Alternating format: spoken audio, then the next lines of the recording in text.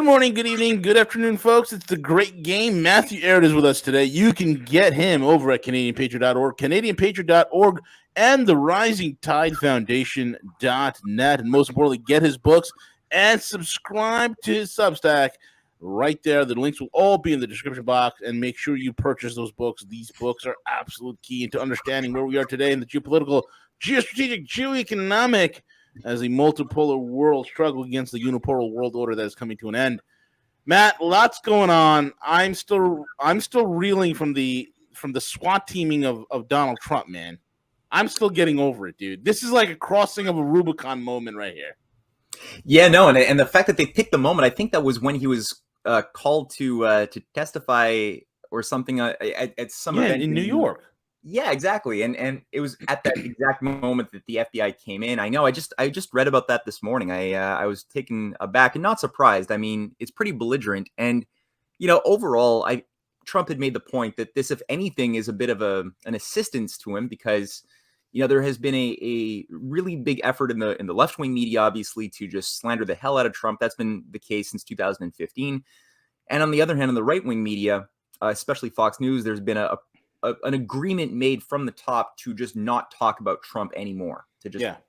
So there's not been a lot of access in the part of the population's understanding of what's going on regarding Trump, regarding what, all of the various candidates that he's been endorsing who have been increasingly finding themselves in positions of power, ready to take increasing, I mean, I don't know to what degree I have full confidence in the coherence of the strategy in terms of what they want to do or how well a lot of these pro-Trump Republican candidates have diagnosed the problem. However, it's certainly better than the transhumanist technocratic crowd that's religiously committed to, getting rid of the U.S. Constitution and subjugating the American people to a one world government of depopulation. So it's, at least to that extent, it's interesting. As far as Trump himself, he made the point that this, if anything, kind of helped him. It gave him a little bit more, even more street cred. The thing that I also find it a little bit dangerous, though, with this is that people have been increasingly looking for heroes. And, I've gotten a lot of people who have been very confused about the role of China and the role also of Bannon and what Bannon is a part of. Because Bannon has been trying to work very hard to cozy himself up or project himself as if he were the voice of the anti-Great Reset resistance and completely, on board with everything Trump represents. And Trump fired the guy for a reason back in, after he was his strategic advisor for a minute in 2017. Yeah. There was a reason why he got his ass fired and was kept at a very long pole away from Trump. Because, Trump was not stupid. And he recognized, I think to a certain degree, the type of poison that Bannon is associated with. What exactly? I mean, we know he's part of Chatham House. Let's get into this character name, and it is a character. Bannon is a hired gun. He's a hired gun, and he goes to the highest bidder. And there's a lot of people who think that this guy's some sort of a patriot. Who is this guy? Well, first of all, the fact that he is obviously getting persecuted by the establishment around Biden should not. The idea of my enemy's enemy is my friend, that has never worked. Sometimes you can use it in battle, but more often than not, it bites you in the ass. It never works for anybody who goes with that as a life principle. And the fact that, your enemies who have taken control of the U.S. government don't like Biden and are persecuting him does not make Biden good. There's something called controlled opposition. Right. That's part of the way world history is shaped, is by gang, counter gang, and counter gang operations. It sounds complicated, but it's not really when you think about it from the top. That's how the Jesuits were created in the first place in the 1540s as a counter gang to the Protestant Reformation and the various splinter groups that were being used to usher in an age of violence and break up any potential dialogue around cooperation amongst the various nations of Europe, who just, in 1509 had come together for the first time around a strategy of wiping the world, or wiping Europe, but also the world, free of the Venetian parasite. The center command structure of the oligarchy of Rome had migrated and had taken control of a host in Venice after the collapse of the Western Roman Empire. This is the center of evil, the satanic cults that had transmogrified, but the same family bloodlines, the same trusts had all organized as a central command in Venice. It organized the control of the maritime shipping routes. It took control of Constantinople's shipping routes. It was the new Roman Empire. And it had everybody fighting each other over little differences, little egotistical things. And I'm going to get back to Bannon, but I'm doing this circuitously for a reason. And everybody got together to crush Venice. And that was sabotaged. And Venice made sure, through all of their agents in the various courts, their various social controllers, that would never happen again. And what they did is they created counter-gang operations against tyranny.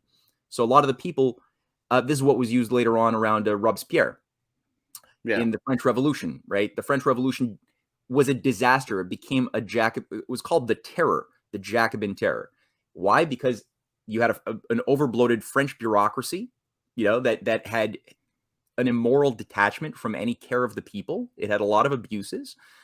And that type of tension that was built up made it ripe for taking the abused populace and having them fall under a demagoguery of British agents. People like Robespierre, Danton were rabble-rousers and were able to herd the people against the unjust elite, good and bad alike. And all of Benjamin Franklin's collaborators in France ended up getting their heads cut off. And the result was a proto-fascist system of Napoleon, again bankrolled by the same financiers.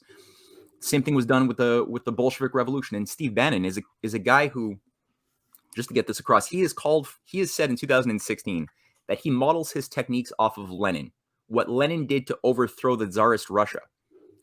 Now he actually is on record. He didn't deny that he said this. He also said that that he wants to lead stormtroopers into the White House. He has called for very violent imagery against people like Pelosi or Fauci. He is a modern day Robespierre Jacobin leader, Lenin Trotsky type character. And the fact that he's being persecuted by the state does not mean he's good. Trotsky and Lenin spent many years in the gulags, in prison in Russia. Robespierre in France spent many years in prison in France. There was a lot of persecution by the state against these people. It didn't make them good. They were still intelligence operatives. So who's Bannon? I mean, this is a guy who was a Goldman Sachs investment banker. He shifts gears, all of a sudden becomes, for 3 years, the head of the Biodome Project. You guys hear about the Biodome Project? No, what exactly is the Biodome Project? I've heard of it before. I only knew of it because of the movie with Pauly Shore and I forget the forgettable Baldwin. Back Steven. Steven, the crazy one. Yeah. And, well, they're all kind of crazy in their own. Well, I mean, Alex. Anyway, so that was I just thought it was a fiction, but it was actually a real project developed by NASA in order to experiment with recreating biospheres within a dome system to sustain human habitation on other planets. So it was originally part of a pretty bold, forward-thinking project, which I think is a very good thing. Oh, there you go. The Strange History of Steve Bannon and the Biosphere 2 experiment. Yeah. So under Bannon, his job was to get rid of the NASA mission of using this experiment to sustain life on other planets, and instead focus it on exploring closed systems of biospheric activity for ecosystems management of the Earth. That was under his 3-year reign until 1995. It transformed its entire mandate and got rid of the space exploration component. Now, anybody who's been watching the Great Game or reading my stuff or reading Harley's stuff understands that the idea of a closed system, either in the biosphere or in human economy, is a fraud. There is no evidence in science or in nature that nature is a closed system. It is what is. It's an open system.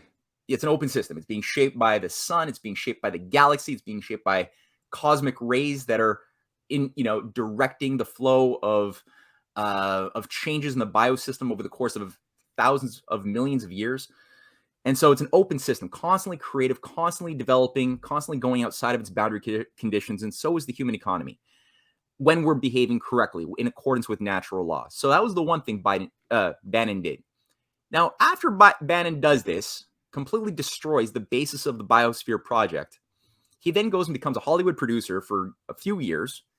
And then right when at a certain moment when you have a very interesting resistance in an intellectual or a cultural warfare information platform set up around Andrew Breitbart, who I like a lot. I think Breitbart was a really bright guy. Yeah. He dies under very weird, fishy circumstances. Well, he had had a heart attack. Normal guy. Very young, heart attack. It just happens. Yeah, right. Just that exactly. It's like these schools now today. They've announced that all the kids going into schools in Britain are going to come into buildings now that are all equipped with defibrillators. Yeah, totally normal. Because it's natural that kids cold showers can give you heart attacks now. That's what they're saying. Cold showers, and if you nap during the day, that could also give you a heart attack. It's just the new normal, Matthew. Where you've been? Yeah. Seriously. Always